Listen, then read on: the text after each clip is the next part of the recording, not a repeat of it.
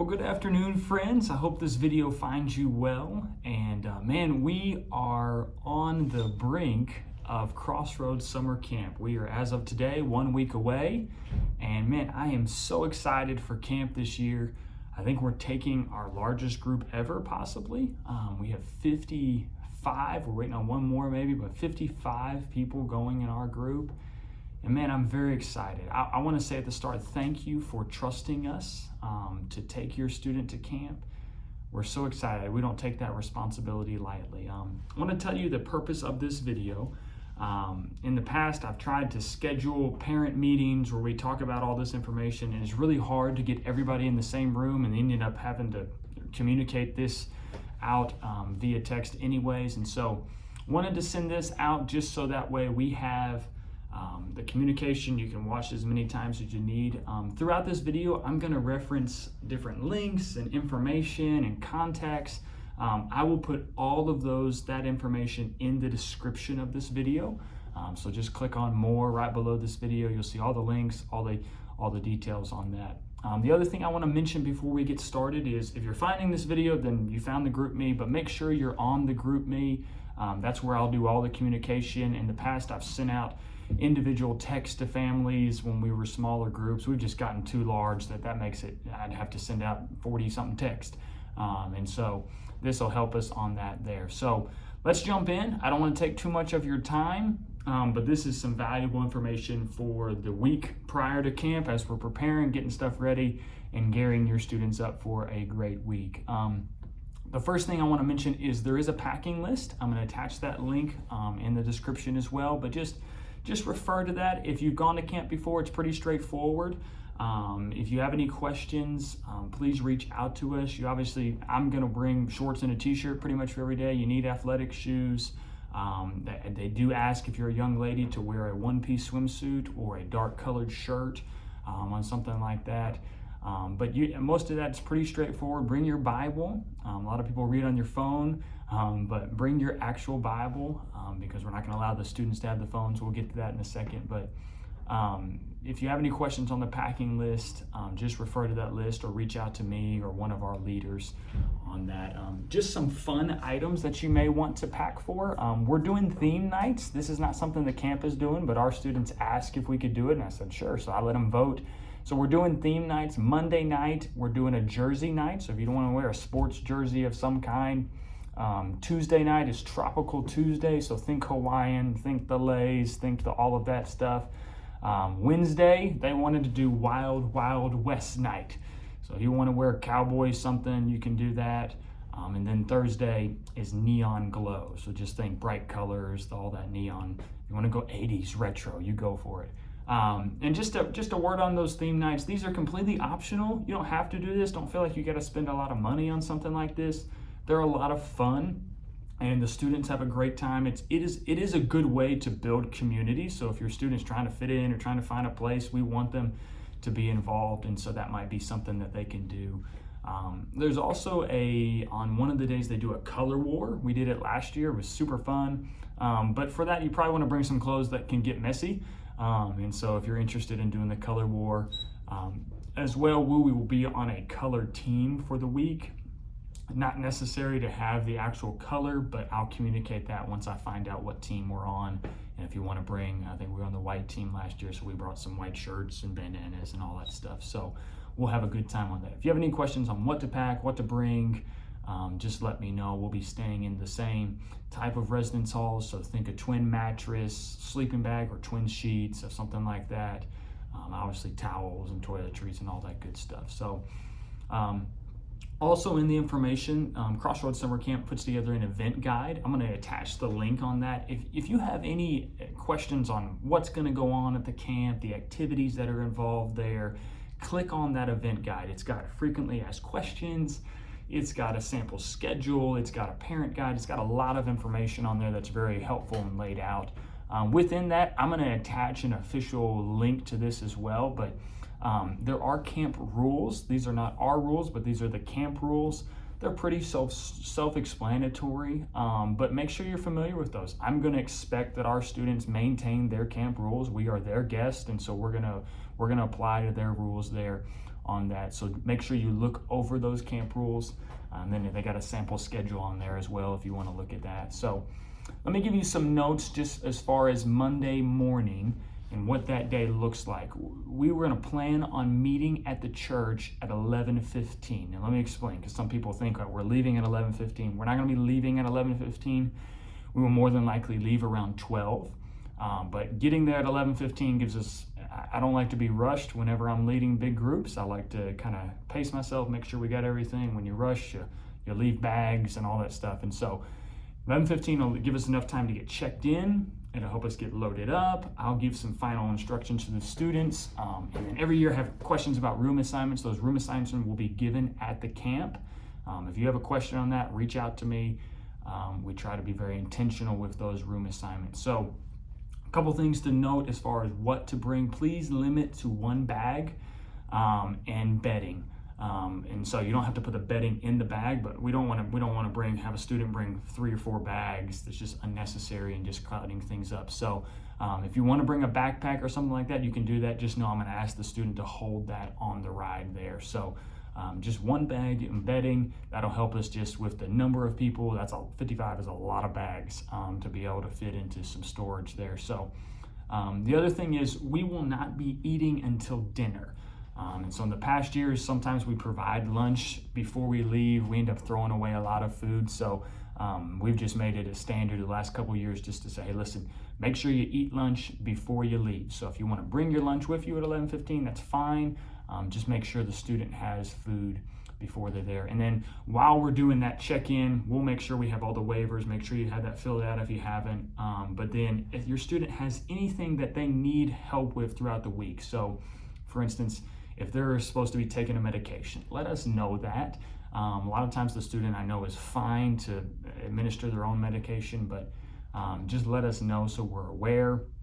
And then if they have any classes, or I know sometimes they do driver's ed, we're willing to work with students on that, but we will hold those computers and different things that they need until they actually need them. So if you have any questions on all of that, but make sure we're aware of that and we'll get you taken care of. And then we'll give your student a camp journal that we put together and a t-shirt just for them, and help them give some good things for camp during then. So that'll be the leaving. So 11:15 Monday morning, you'll be here. And again, just so you know, we're not dragging our feet. We're doing it intentionally. We probably will not pull out till about 12 or whatever. So if you need to drop them off and go, that's just fine. So if you have any questions on that, please let me know. So let me talk about the rules. I've covered some of these with you guys in some text and stuff, but I just want you to know my expectations as the leader of our group.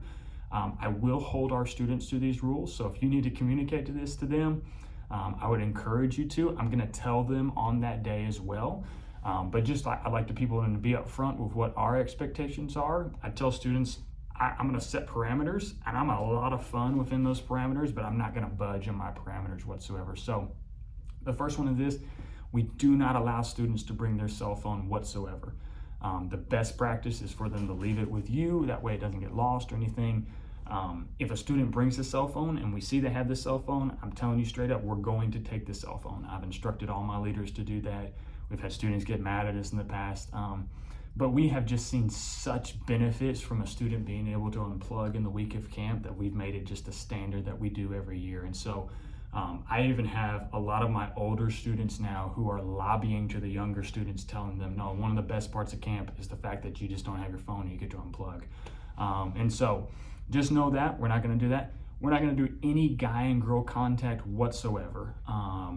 You can make the whatever funny montage you want, you got blue and pink, no purple, whatever you want to do there. So, but just know that I don't allow that. I know people are all over the map and different things on dating and holding hands and all this stuff. Just while you're at camp, you're with us. And so we don't do any guy and girl contact. One thing I'm really big on is we participate as much as possible. If you're going to camp, you paid good money to enjoy it and be all in, so let's be all in. Obviously, we will take into account any physical limitations. I'm not going to put someone in danger. I know what a heat stroke looks like. I understand when someone's dehydrated. We've handled all of that. But as far as if a student's just like, I don't like to do that or I don't want to do that, good news, you're going to have to do things that you don't want to do in your life for the rest of your life. And so we encourage strongly students to participate. We participate as much as possible. Another rule that I'll make them aware of is no one, this is one I'm very serious of, I have sent students home for this. No one leaves the residence hall once we are in the dorms for the night. The night they have a lights out, we have a good time on that. I'm not a stickler. There's no Nazis, we don't turn the lights on and off or whatever. But I will be very strict on going, listen, once we're in the rooms, period. And so just know that, just know I'm going to hold that standard. And then when it is time to go to sleep, I value students getting rest. I know that's going to be good for them the next day. No one leaves the room whatsoever. So if you have questions on what that looks like. One thing I do, because we're taking a large group and teenagers are older, we have 5 chaperones going with us to camp. However, it's not always possible to be in direct line of sight of a student. And so what we do is no one, without exception, goes anywhere alone. And my rule for the students is if you're going to go somewhere without a leader, you have to be in a group of 5. Now, I'm going to tell you, our heart as leaders, we're going to be with students as much as possible. So if a group of students is going over the sports field, we're going with them. We're not just chilling in Starbucks. If a group of students is going to hang out in the fellowship hall, then we're going down there with them. That's our plan, that's our goal.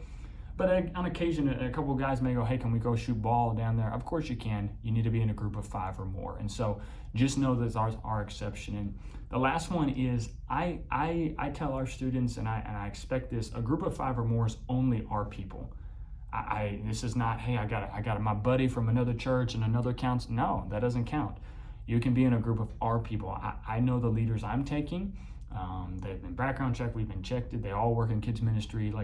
I know who we are taking, and I know our people. And honestly, I don't trust other people. I'm sure they're good people. I'm sure they love Jesus and they love their students. I just don't know them.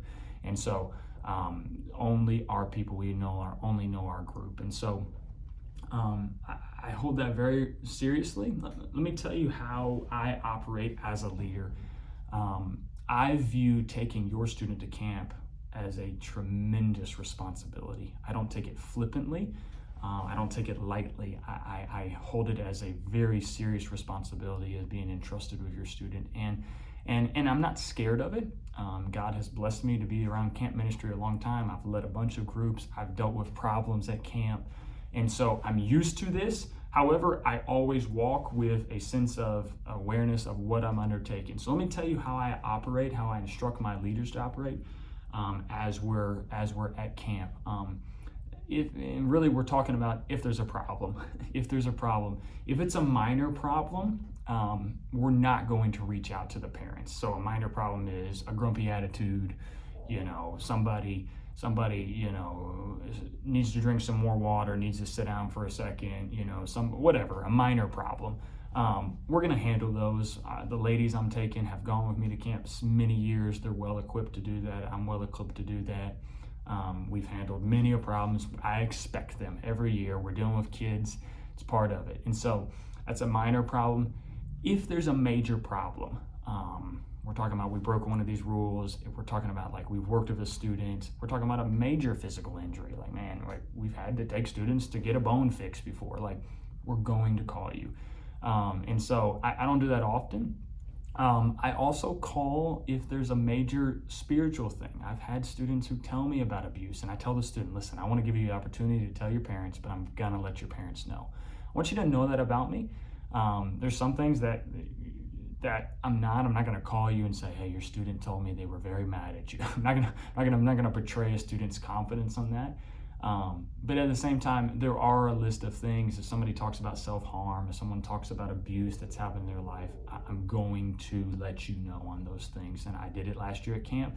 I'll do it again this year if I have to. And so I just want you to know how I operate so that you can have a little bit of peace of mind, because most of the time, everything goes very well at camp. Every now and then, we got a call. And so, I do want you to know that, because if we have a situation where it's a major and it becomes an issue, I've had parents come get students from camp. So obviously not what I want, not my goal. And I think I'm trusting God that we're going to have a tremendous year. But I like you to know and be upfront with how I operate as a leader. And then the last thing I'll say is remember the spiritual dynamic of camp. Camp is not a magic potion. It's just a tool. It's like anything else. The secret sauce for your students starts at home. I love camp because it puts your student in a position where they can unplug, they can connect in a real intimate way, and they can hear the heart of the Father. But a lot of times students come home to a temperature, a spiritual temperature that's just not the same. And so let me encourage you, let me challenge you. Let them come home to a home that's on fire. Let them come home to a home that is seeking the face of God as a family.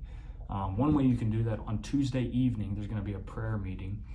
It's going to be 6 to 7:30 in that time frame, maybe a little shorter, a little longer. But Pastor Sala is going to help lead that for us. So if you want to come and just fight for your students on your knees, I think it's a tremendous thing. We've seen great results from that every year. And so I would encourage you to do that. I'll also be posting a link where if you want to tune into some of the services that the students are at, I'll have that link available on our Facebook page as well. So if you have any questions about any of that, please reach out to me. I'm attaching the contact names of all of our chaperones. It's going to be myself, Sherry Nash, Angela Taylor, Glenn Newell, and Andy Sexton is driving our bus for the event. We'll be at Anderson University. I've got the address on there. I've got all of the camp numbers in the description below. But listen, I've been praying for your students. I really believe I taught this last Sunday on prayers right before breakthrough, and just looking at prayers that people prayed right before God moved. And I watched a lot of your students were thinking and responding to some of that. And so I'm trusting God to do some great things. We've seen him do great things at camp, and we believe that he's going to do great things this year. So join me in praying. This is the information. I'm not going to send anything else out unless you have questions. If you haven't turned in your final payments or waivers, please make sure you do that in the next couple of days so we can get all that squared away. But guys, I love you. Thank you for entrusting your family and your kiddos to us. We're looking forward to a great week, and love being the student pastor of this church and getting to serve you guys. If you have questions, reach out to me. But camp is coming. Here we go. Ready or not. Love you all.